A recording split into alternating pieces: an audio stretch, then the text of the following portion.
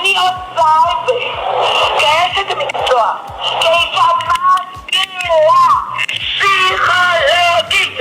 That was Sarah Netanyahu, or the most powerful hated woman in Israel. For those who may not know, Sarah Netanyahu is the third wife of the Israeli Prime Minister Benjamin Netanyahu. She's also the daughter of Shmuel ben Arzi, a Polish-born Israeli Jewish educator, poet, and biblical scholar. Most importantly, she's a trained psychologist, and it's doubtful that anyone would want to hear her yell it out again. So where does the hate come from? Let's start from the beginning, shall we? So Benjamin and Sarah got married in 1991. Who knows if it was love at first sight? But one thing's for sure, they make great partners in crime. Especially when it comes for that, for witcher vow. Here's some of the ugly details.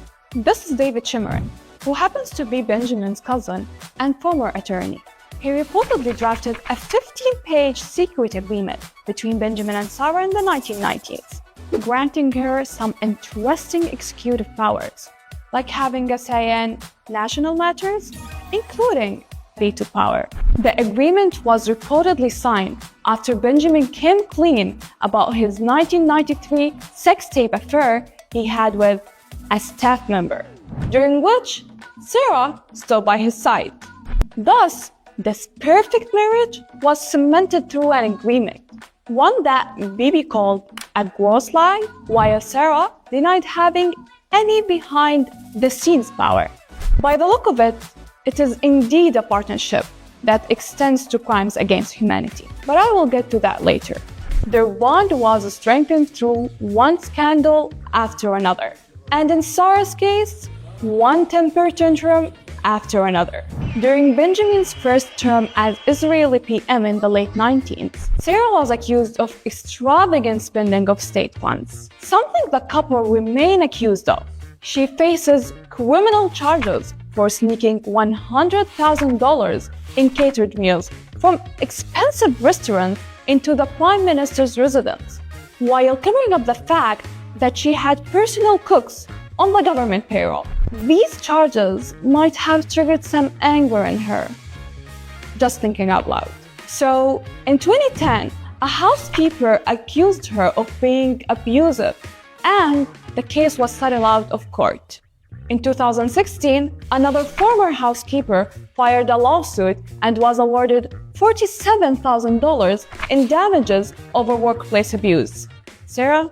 She was accused in a third case of abuse and threatening her staff and treating them like slaves. Seriously, Sarah?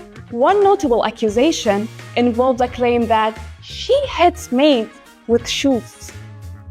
I have nothing to say to you, Sarah. Some people had worse to say on the matter. Sheldon Adelson, a prominent Zionist billionaire, called Sarah Netanyahu completely crazy. His words, not mine. Whereas Israeli journalist Ben Caspit claimed in his book, The Netanyahu Years, that Sarah has tendencies of psychopathy.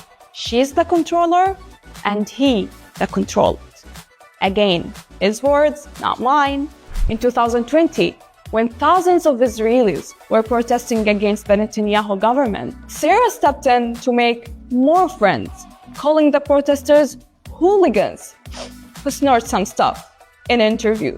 But here's where it gets even juicier. During Israel's ongoing war on Palestine's Gaza, Bibi and then opposition leader Benny Gantz were finalizing the formation of a national emergency government until Sarah stepped in. She reportedly delayed the entire agreement because she didn't want Gantz in the coalition. Peace at home is peace in government, right?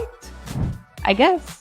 The hate for the Netanyahu family grew exponentially in March 2023, as thousands of Israelis were back on the streets, protesting against the government's plans to overhaul the country's judicial system.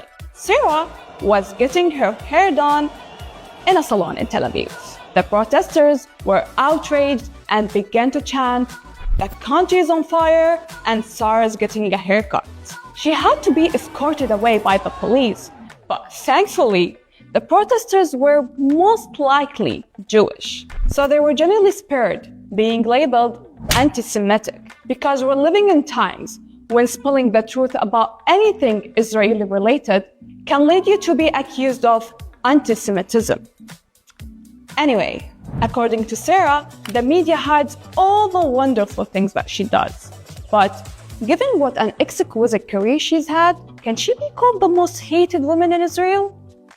Let's let Israelis decide.